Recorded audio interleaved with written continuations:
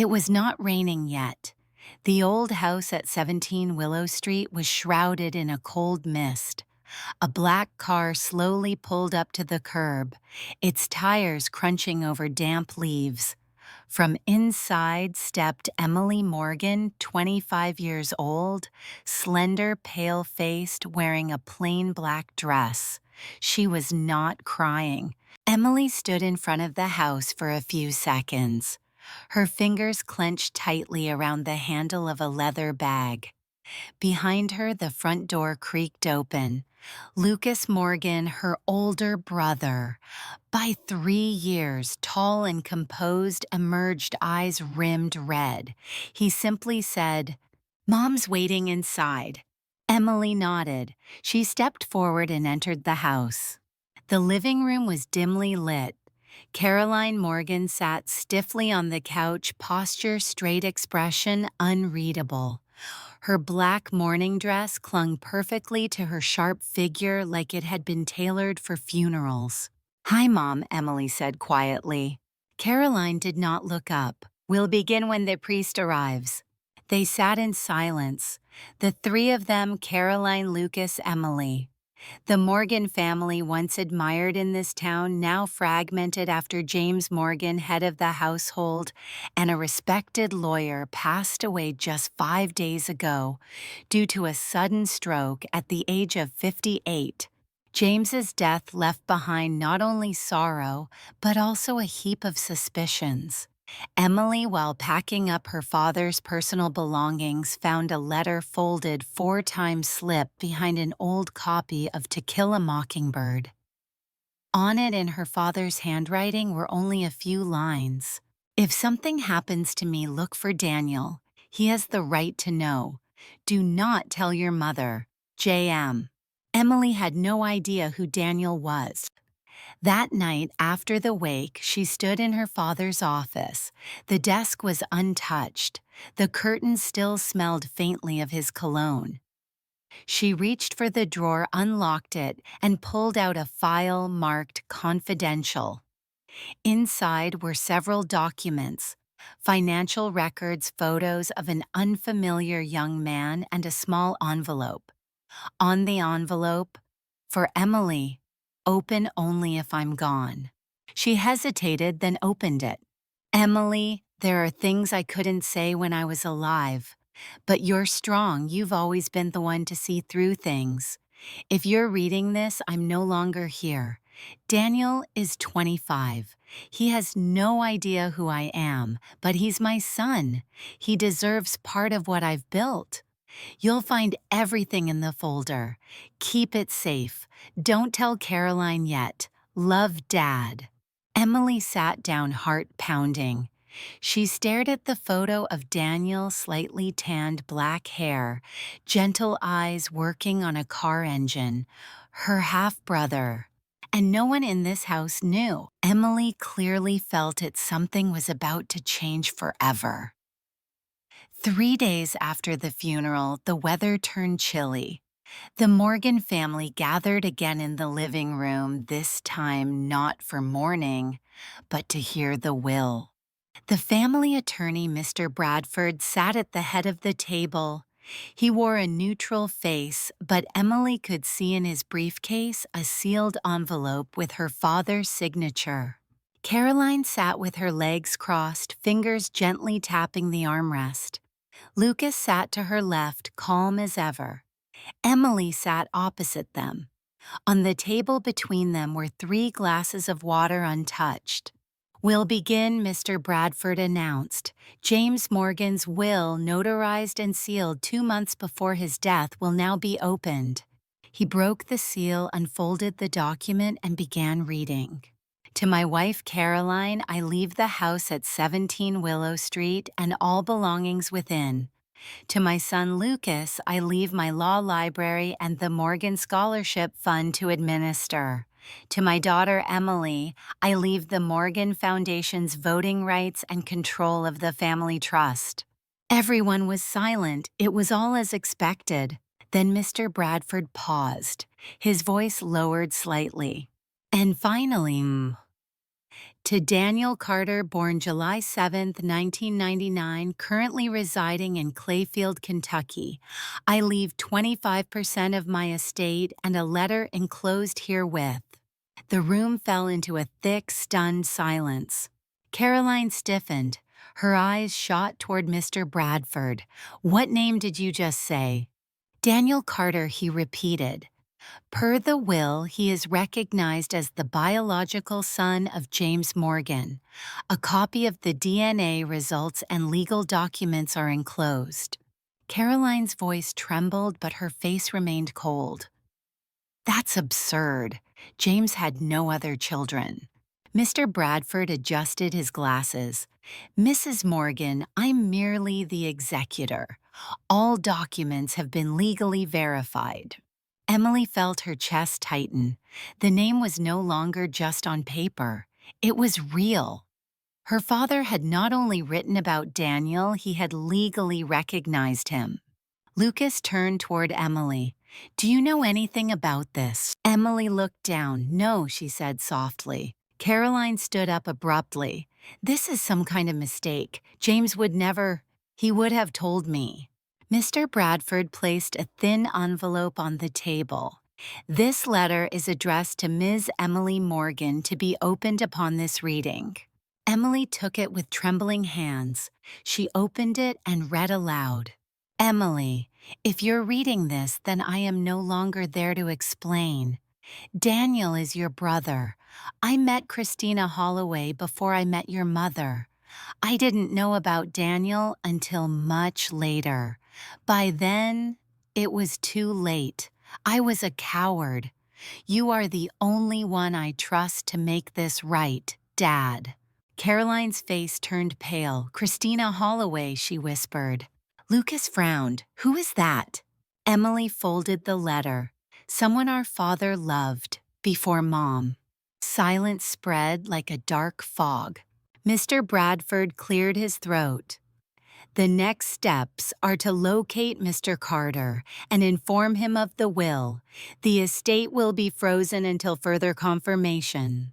Caroline sat down slowly, her hands clenched into fists. "This changes nothing," she muttered. But Emily knew that was not true. Everything had just changed. That night, Emily sat alone in her father's study. The envelope with Daniel's photo and documents lay open on the desk. She stared at the image for a long time. Something in the boy's face was oddly familiar. His eyes, the quiet concentration, the gentle curve of his mouth. Her father had written, "Daniel is your brother. He has no idea who I am." Emily pulled out her laptop and began searching for Daniel Carter, Clayfield, Kentucky. After a few tries, she found a small auto repair shop's website. There was a profile photo, the same man a bit older now, standing in front of a red pickup truck, hands stained with grease, smiling shyly. She copied down the address and closed her laptop. The next morning, she drove 6 hours to Clayfield, a small, sleepy town. At the edge of Main Street, the garage stood its faded sign reading Carter's Auto. She walked in. The bell above the door jingled. From under the hood of a car, a voice called out, "Be right with you." Emily's heart pounded. She took a deep breath. Then he emerged. Wiping his hands with a rag, Daniel looked up and met her gaze. For a moment, time froze. "Hi," he said, puzzled. "Can I help you?" Emily nodded. "Are you Daniel Carter?" "Yeah." She hesitated. I think we need to talk. It's about your father." He frowned. "My father died when I was 2. She nodded slowly. "I know, but maybe not the one you think." He stared at her, confused. "Who are you?" Emily took a deep breath, then extended her hand. "I'm Emily Morgan. I'm your sister." The word hung in the air. Daniel blinked. "What?" "I know this sounds insane, but our father, James Morgan, passed away last week. He left a will, and he named you in it. There's a letter and documents. I brought them." Daniel's face went pale. He took a step back. No, you've got the wrong person. Emily reached into her bag, pulled out the letter photo and a copy of the DNA result. She handed them over without speaking. Daniel stared at the envelope, then slowly sat down on a workbench and read in silence. 10 minutes passed, then 20. Finally he looked up. His voice was hoarse. So he knew about me. Emily nodded, but he never came. She had no words, only silence. Daniel clenched the paper in his hand. My mom, Christina, she told me once that she had loved someone before, but she said he disappeared. I thought she meant emotionally, not literally. Emily sat beside him. I think he tried to do the right thing, but he was afraid. Daniel laughed bitterly. Afraid of what? Of me, of his wife, of ruining his perfect life. He left you something, she said softly. In the will, 25% of the estate, and a place in the family. Daniel shook his head. That's not a family, that's a time bomb. They sat in silence. Then Emily said, You don't have to decide now, but if you want, I think you deserve to come and see the house. Your father's house, our house. Daniel looked at her for a long moment. I'll think about it. 2 days later, Daniel appeared at the front door of the Morgan house. It was a cloudy morning with low, heavy skies pressing down on Willow Street. Emily opened the door, startled to see him. I changed my mind, Daniel said simply. Emily stepped aside. Come in. Caroline was in the living room reading. Lucas stood by the window holding a mug of coffee. When Daniel entered, both of them froze. Emily cleared her throat. This is Daniel Carter. He's here to meet the family. Caroline stood up slowly. Her expression remained calm, but her eyes narrowed. You're not part of this family, she said quietly. Daniel looked straight at her. I'm not here for your approval. Lucas stepped forward. Maybe we should all sit down. No, Caroline snapped. This is nonsense. You can't just show up and… Mom, Emily interrupted. He has every legal and moral right to be here. I don't recognize that right. Then maybe you'll recognize this, Emily said, placing the will and DNA documents on the table. Dad acknowledged him. You don't get to erase that. Caroline looked down at the papers. Her fingers trembled slightly as she picked them up. After a moment, she said, Christina Holloway. Daniel flinched. That was my mother. Caroline sat down abruptly. Her voice dropped. She was trouble, manipulative. She nearly destroyed everything James and I built. Emily frowned. Is that why you've been hiding this? Because she threatened your perfect little world. You don't know anything, Caroline hissed. You were a child. That woman almost ruined your father's career. Lucas watched silently, eyes flicking between them. Daniel spoke up. She died when I was 15. She was a waitress, worked double shifts, raised me alone, never asked for anything. Caroline's lips pressed into a thin line. Then you should have stayed away, she said. Emily slammed her hand on the table. Enough. He didn't ask to be born. And Dad, your husband, left him a place here, whether you like it or not. The room fell into tense silence. Daniel looked at Caroline. Did you know? She didn't answer. Emily stepped forward. I think you did, and I think you've been hiding it for years. Caroline stood up, collected herself. I won't be disrespected in my own house. You mean the house Dad gave all of us? Emily asked coldly. Caroline's face flushed. She walked out of the room, heels clicking sharply down the hallway. Lucas exhaled. That went well.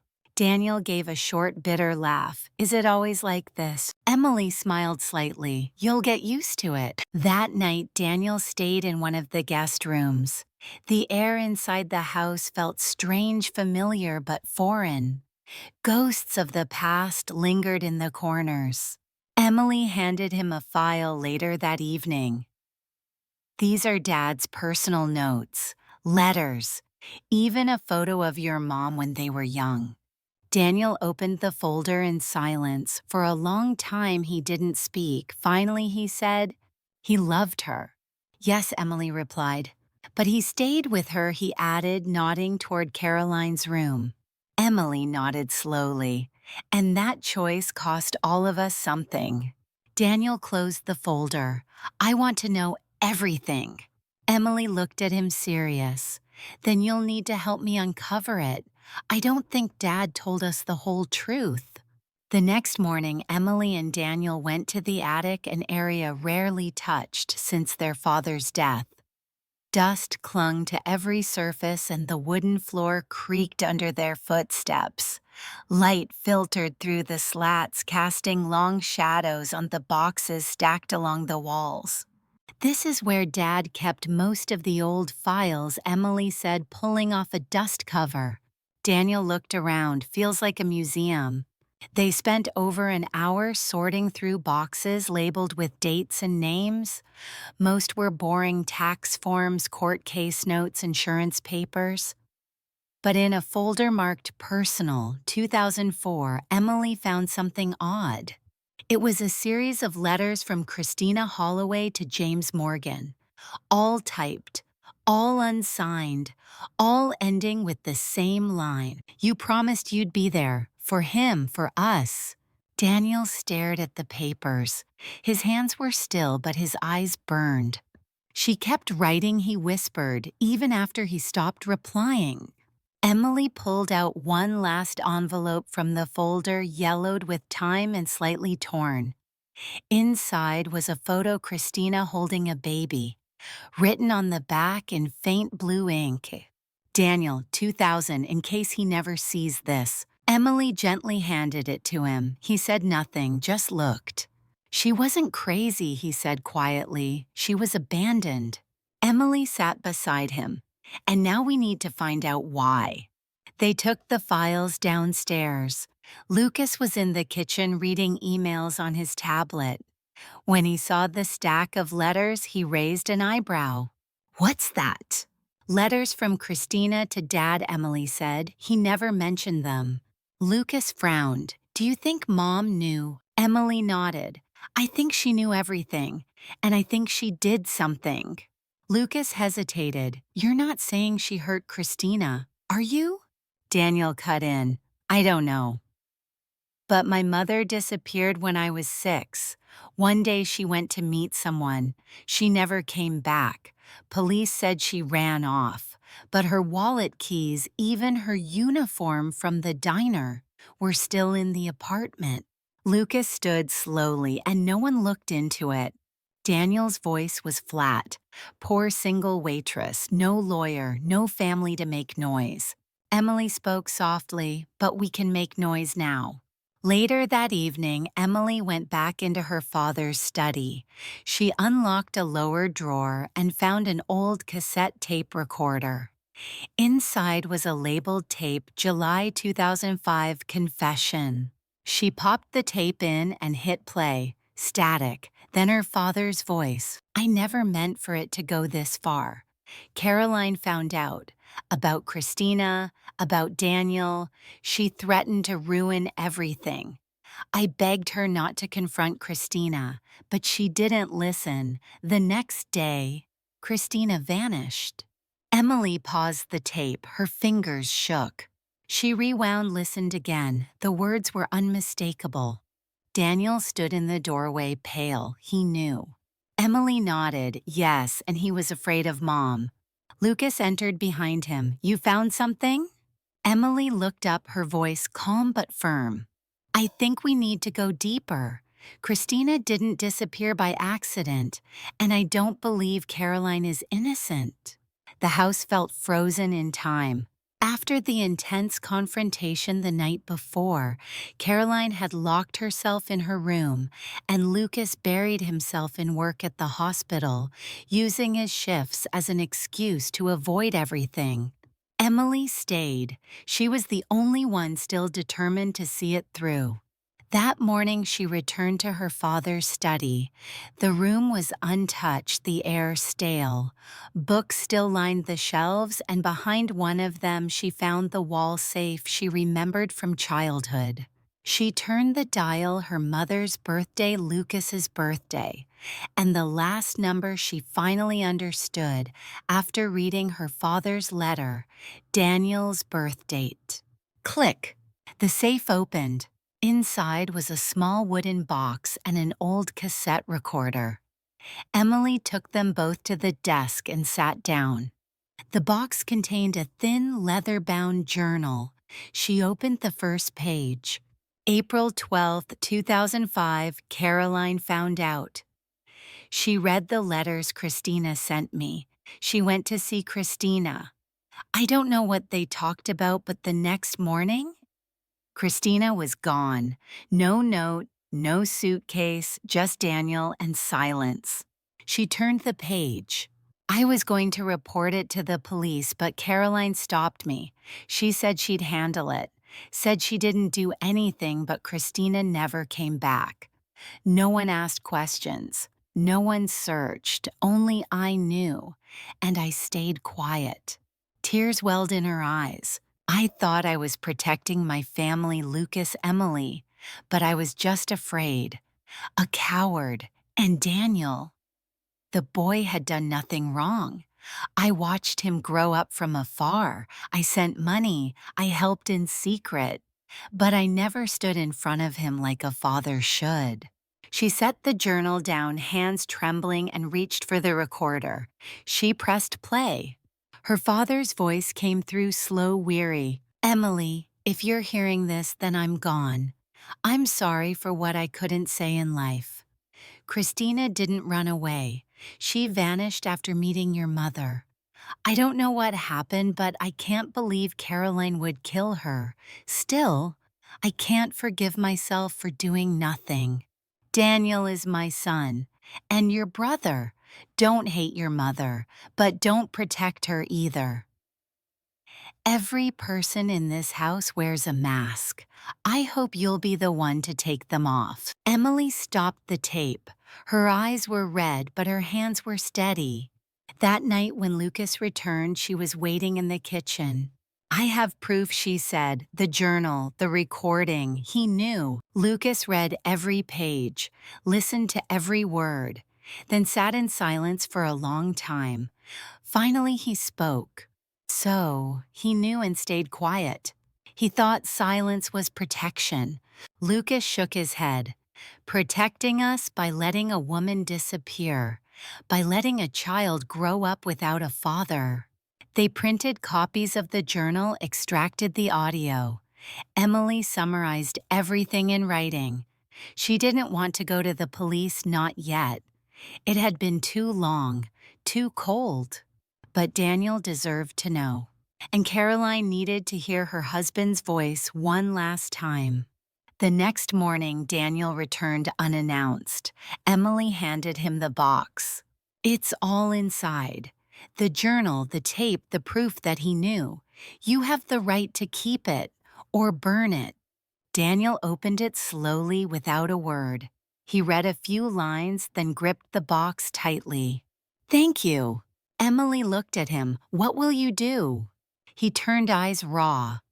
I don't know. But for the first time in my life, I don't feel invisible anymore. A week had passed since Daniel received the box. No one heard from him. Emily sent one message. You owe nothing. But if you choose to come back, know that a part of this place belongs to you. No response. Caroline barely left her room. The town had started whispering after an anonymous copy of James Morgan's journal was sent to the local paper. Simple words, but shattering. I don't know if Caroline had anything to do with Christina's disappearance, but I did nothing to stop it. Emily knew it was Daniel, and she didn't blame him. One morning in the kitchen, Lucas laid a stack of legal documents on the table. Emily looked up. I called the lawyer, he said. We can petition to redistribute the estate if we prove Mom manipulated the legal process or suppressed an heir's rights. You want to sue Mom? Emily asked, unsettled.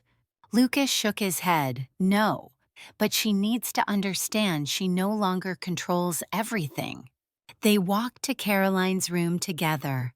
She sat by the window holding an old photo frame, the wedding picture with James. Her eyes were sunken, her hair unkempt. When she saw them, she didn't resist. She simply asked, "Have you come to strip me of what's left?" Lucas laid the documents on the table. "No, but you need to face this. You can't stay silent and expect forgiveness." Emily stepped forward.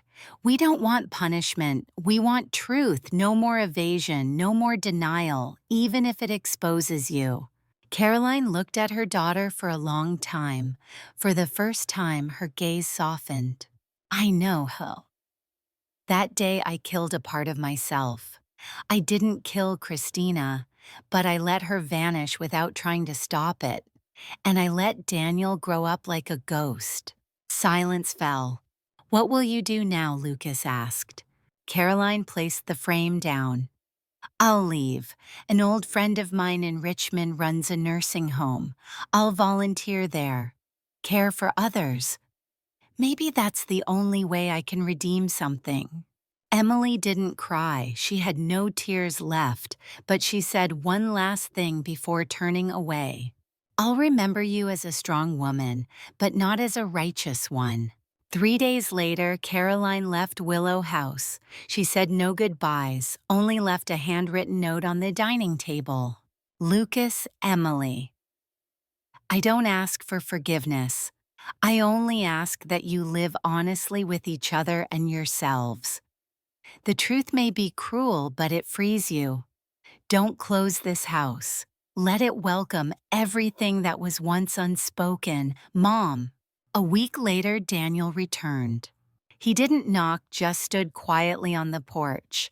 Emily stepped out. Their eyes met for a few seconds. She smiled.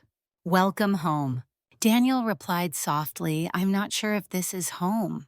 Lucas stepped behind her and nodded. "It used to be a house of lies, but now it can be a place to begin again." Daniel looked up at the roofline, then down at the front lawn where James once planted roses. He said gently, "I'll stay, not to reclaim the past, but to build something new." Emily nodded. "Then let's start from the beginning." Spring came late to Willow Street. A soft breeze rustled through bare trees as the first roses began to bloom in the Morgan front yard. Daniel knelt by the garden bed, planting a fresh row of flowers. Emily watched from the window holding a mug of hot tea. Inside the house felt different. The silence was no longer cold. 3 months had passed since Caroline left. She hadn't returned, but each month she sent a postcard. Brief, polite, not asking for redemption, just proof of existence. Lucas had moved in full-time. He took a long leave from the hospital and converted Caroline's old room into a reading space with a desk for Emily and a quiet chair for himself. Daniel, once an outsider, now belonged. He renovated the garage into a workshop. He fixed engines, tuned old machines, and occasionally just sat there alone with coffee and the sound of old cassette tapes. One quiet morning, the three of them sat on the porch with warm pastries and Sunday papers. Emily placed a folder on the table, her first book draft. The Forgotten Son. Lucas read the first few pages and smiled. "It's honest. You didn't paint villains, just people." Daniel nodded. "You going to publish it?" Emily hesitated. "Maybe, maybe not. I wrote it because I needed to, not because I wanted anyone to read it." That afternoon, a gray sedan pulled into the driveway. A woman stepped out. Caroline. She wore no makeup, carried no luggage, only a small purse and a nervous smile. Emily opened the door. "Just visiting." Caroline nodded. "If you'll let me." Lucas emerged, wiping his hands on a towel. Daniel stayed back near the roses. Emily opened the gate. "Come in." Inside, Caroline moved slowly through the house. She paused at the shelf in the living room. On it were family photos, her wedding to James, baby pictures of Lucas and Emily. But now between them stood a new frame, Christina Holloway holding Daniel as a baby. Caroline stared for a long time. She didn't cry. "Thank you for giving her a place," she said quietly. Daniel nodded. She deserved it. Caroline sat looking at them, not as children, not as strangers, just as people. "If you allow it," she began, "I'd like to come by sometimes, not to interfere, just to water James's roses, and try to learn how to be someone different." They didn't answer with words, but no one asked her to leave. At sunset, they all stood on the porch. Emily took out a folded piece of paper from her father's journal and read softly. "The truth can shatter us, but if love is strong enough, it can piece us back together." Daniel looked up at the sky. Lucas rested a hand on Emily's shoulder. Caroline stood a step behind, not claiming space, only sharing it. And for the first time, the house at 17 Willow Street no longer echoed with silence or secrets. It felt like a home, not perfect, but real.